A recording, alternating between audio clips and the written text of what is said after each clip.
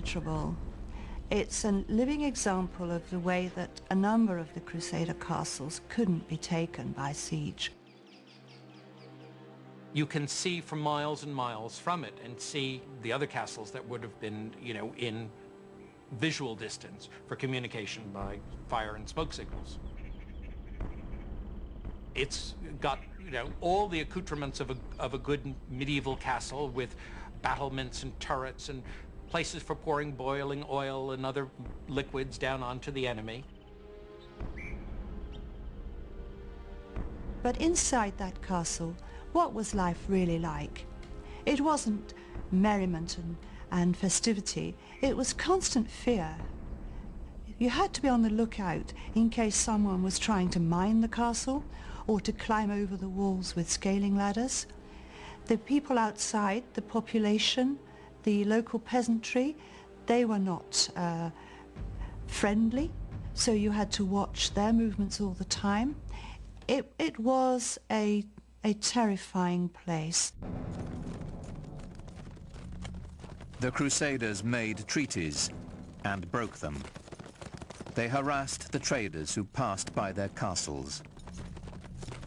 As they raided caravans, the Crusaders learned of a luxurious lifestyle unheard of in Europe.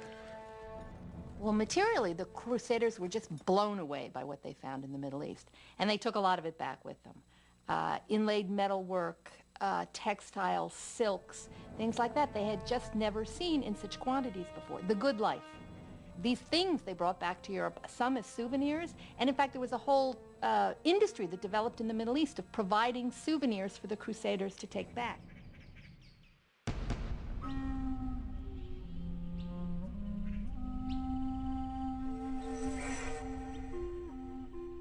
It is perhaps a Western bias to imagine the Crusaders were a decisive force in world events, devastating to the Islamic culture and trade.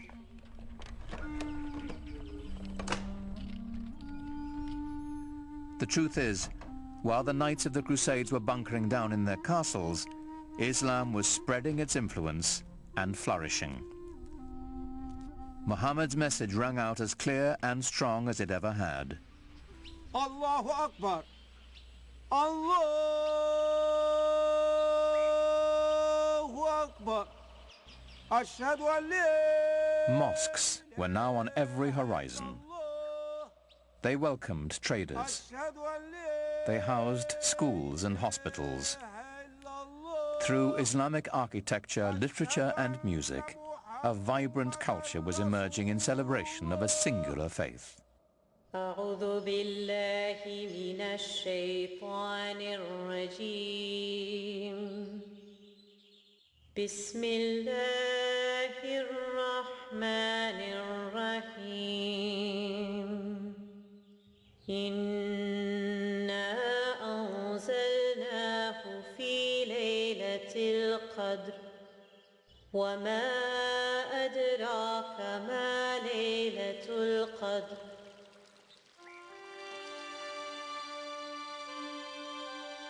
Faith had launched an empire. Culture was now enlivening it. But ultimately, what united it was trade. For the Muslims, trade, like science, brought innovation. Business was expedited by a revolutionary concept called the sak, a check that could be written in Spain and cashed in India. Writing a check assumes that someone's going to honor it and cash it at the other end, and that if you give the money or you have the money in one place, that someone will say, I have access to that somewhere else.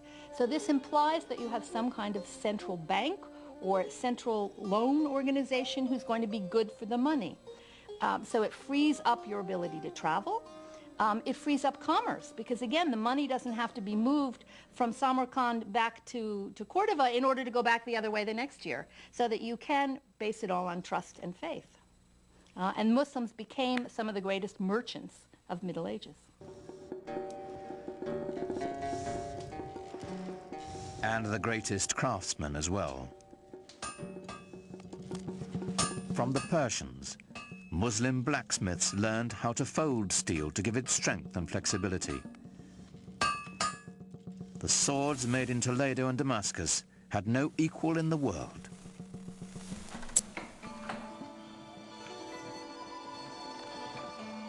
But the economic backbone of Islam's expanding wealth was textiles.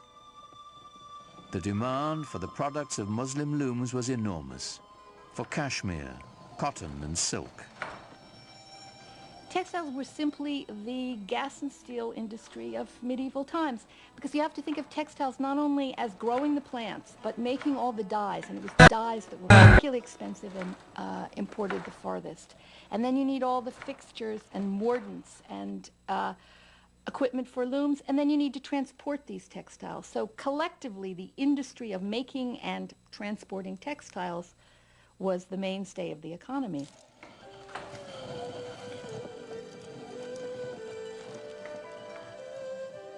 While Europeans settled for coarse woolen and linen garments, Muslims wore brocaded fabrics of organdie, damask and taffeta, words that came into the English language from Arabic and Persian. The fabrics that were produced in the Islamic world were among the finest ever produced.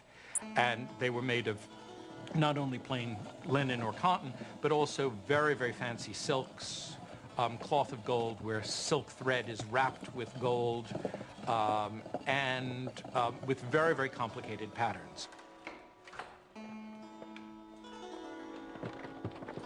These complex patterns were coveted by wealthy Europeans and the church as well. When the Christians needed a cloth worthy of wrapping the bones of their saints, the choice was obvious. They looked to a Muslim loom. But sometimes the fabrics were trimmed with decorative Arabic text from the Holy Quran. And so the words of the Prophet sometimes appeared in shocking proximity to Christendom's holiest icons.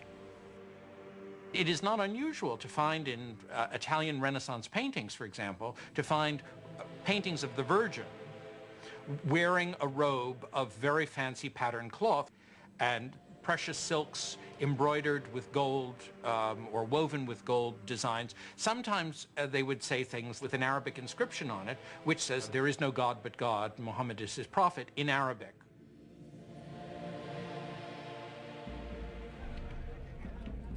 After almost 100 years of